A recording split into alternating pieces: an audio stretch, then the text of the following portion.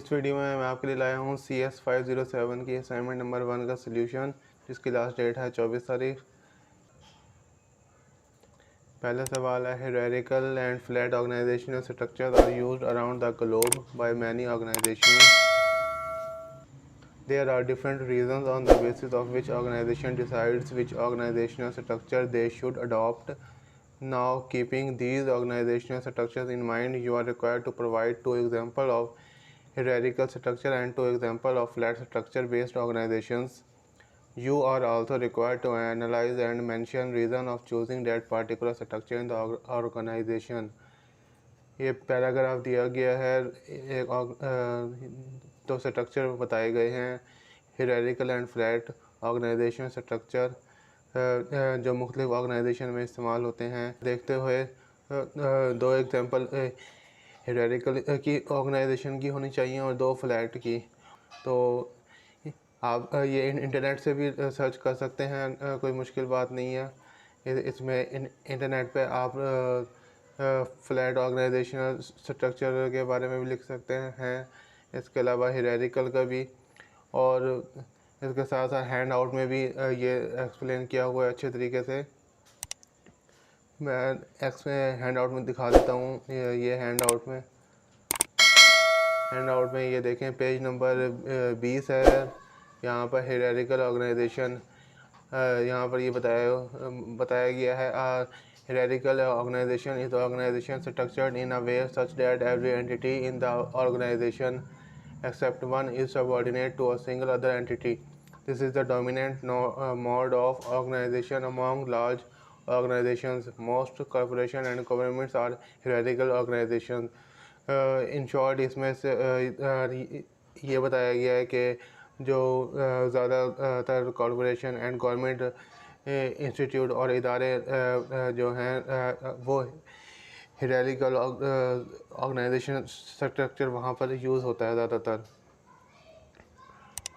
और ये कुछ स्पेसिफिकेशन बताई हैं इसकी। लो नंबर ऑफ सबऑर्डिनेट्स पर supervisor, long chain of command, greater number of levels.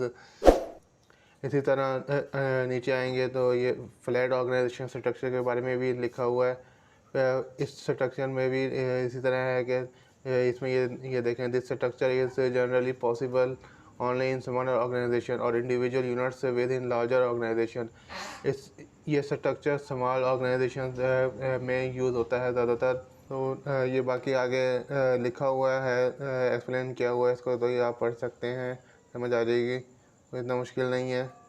तो चलते हैं असाइनमेंट की तरफ। असाइनमेंट मैंने यहाँ पर ये अमेज़ोन ली है, फेसबुक, वाल्व गेमिंग कंपनी है, फेसबुक सोशल मीडिया साइट है, अमेज़ोन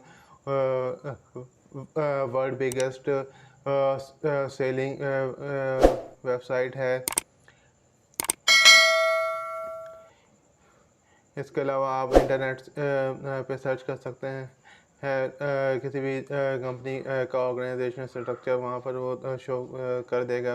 अमेज़ोन हायरार्किकल स्ट्रक्चर में आता है और इसकी रीज़न ये है कि प्रोफेशनल बिहेवियर है, जोग्राफिकल डिवीज़न है, लार्ज प्रोडक्ट मैनेज करता है, एक बड़े ग्लोबल लेवल पे क्विक इम्प्लीमेंटेशन होती है हर चीज़ की। यहाँ पर फेसबुक एक सोशल मीडिया साइट है, यहाँ इसकी रीज़न ये है, इस स्ट्रक्चर फ्लैट स्ट्रक्चर को यूज़ करने की कि एम्प्लॉय ज़्यादा power in decision making and there is greater opportunity for cross functional communication, direct problem solving, low level of organisation.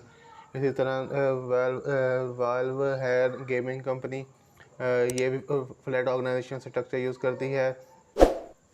ये रिस्पॉन्सिबल है for classic such as Half Life, Counter Strike, Portal and many other, organised of employees, defined jobs and roles, taking decision responsibilities. इसी तरह चौथी example है टेस्को, ये hierarchical structure use करती है। Large organisation structure है, मल्टीपल लेयर्स ऑफ मैनेजमेंट हैं। ये पहले सवाल का आंसर हो गया। आप ये भी लिख सकते हैं रीज़न, लेकिन इसको थोड़ा बहुत चेंज कर दें तो सही रहेगा। ये दूसरा सवाल है। दूसरे सवाल में है an organisation can have two types of information sources which are internal and external. एक ऑर्गेनाइजेशन के इंफॉर्मेशन सोर्सेज की दो टाइप्स बताई गई हैं, इंटरनल और एक्सटर्नल। और कुछ information following are some information sources for a health care sector. एक हेल्थ केयर सेक्टर की कुछ इंफॉर्मेशन सोर्सेज दिए गए हैं। हमारा टास्क ये है कि इन इंफॉर्मेशन सोर्सेज को नज़र रखते हुए हमने इंटरनल और एक्सटर्नल इंफॉर्मेशन सोर्स आइडेंटिफाई करने हैं।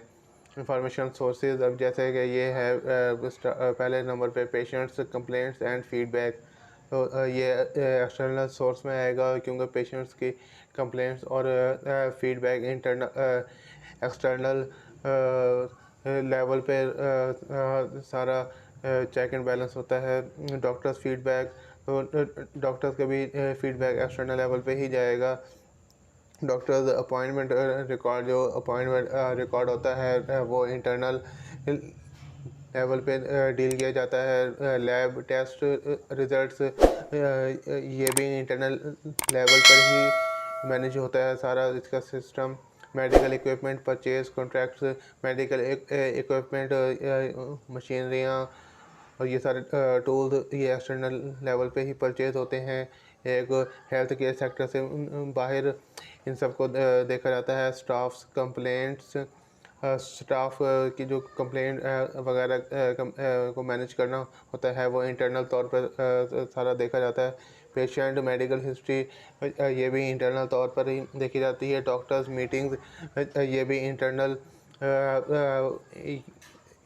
इंटरनल वर्क है सारा इसको और हेल्थ केयर सेक्टर का इंटरनल मैनेजमेंट देखता है सारे सिस्टम को। पेशेंट सर्वेज भी इंटरनल लेवल पर ही होते हैं क्योंकि जाहिर सी बात है पेशेंट हेल्थ केयर सेंटर के अंदर ही होंगे, बाहर तो होना से रहे। इसके अलावा ये द हिपा ये है the health insurance portability and accountability act compliance है। ये एक्सटर्नल लेवल पे ही काम करती है। तो ये हैं कुछ इंफॉर्मेशन सोर्सेज जिनके बारे में हमने जिनके टाइप्स का बताना था। तो ये सारे इसकी टाइप्स हैं। ये असाइनमेंट है CS 507 की।